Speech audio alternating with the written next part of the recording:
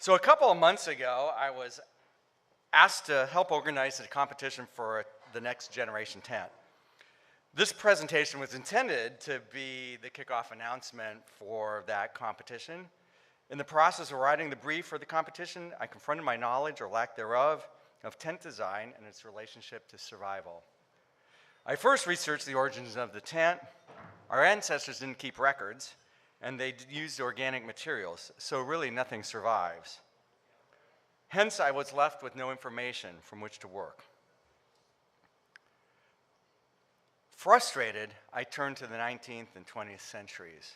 Here there were photos, and I found how prevalent tents were as a means of shelter in the era's great experiences of exploration, settlement, and war. Canvas, rope, and wood were the primary materials made to make very simple structures. My first tent was a plastic tube supported by a rope strung between two trees. My current tent looks pretty much like one of these.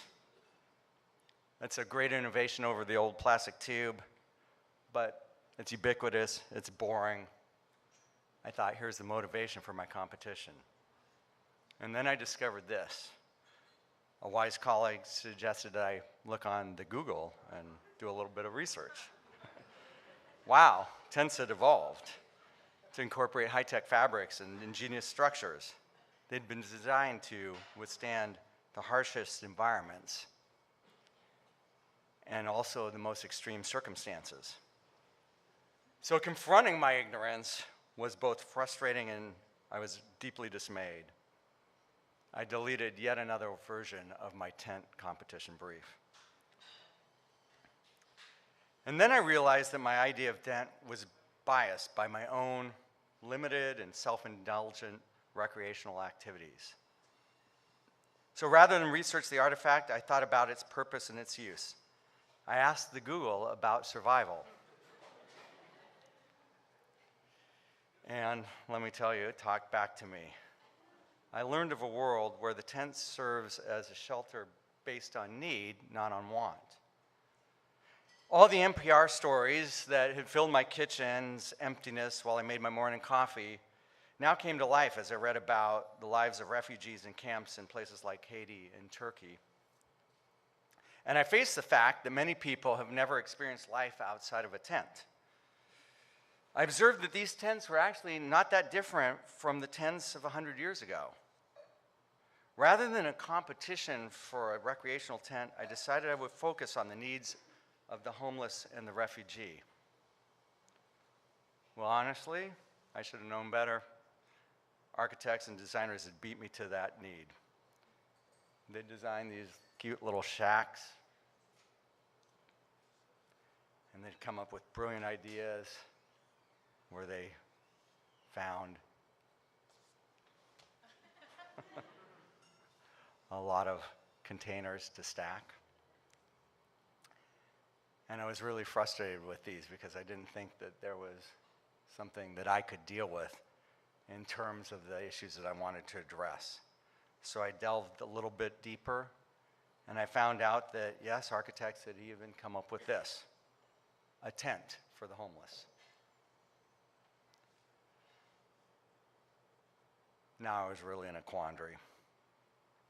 Not only had the altruistic designer contributed, so had somebody else, IKEA. Here's their design for a United Nations-sponsored refugee shelter.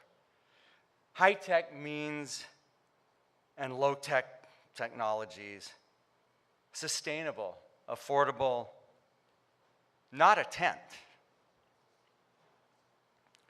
I sensed that none of these solutions was the answer to the problems of which I was becoming aware, so I decided to call an expert, Matthew at Mercy Corps.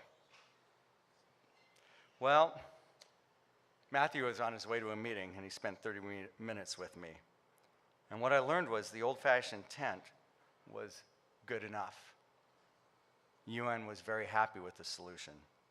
According to Matthew, innovative efforts in the design of tents are misguided, well-meaning for sure, as they are, but more likely the product of a designer's ignorance arrogance, and ego than an understanding of the responsiveness to users' needs.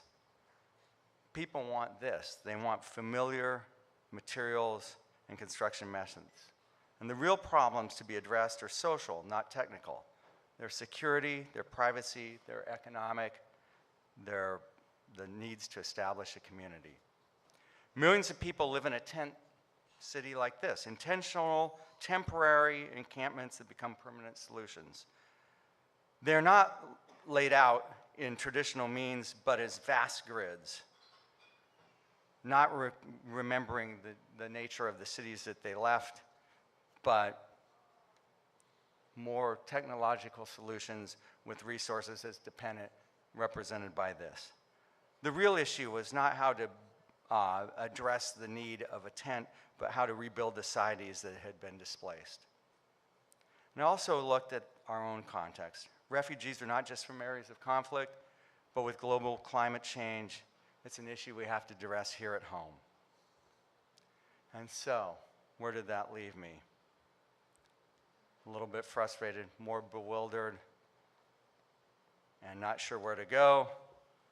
I went back to the tent and the tent competition brief. And at the end of this whole experience, I've got a lot to think about. Thank you.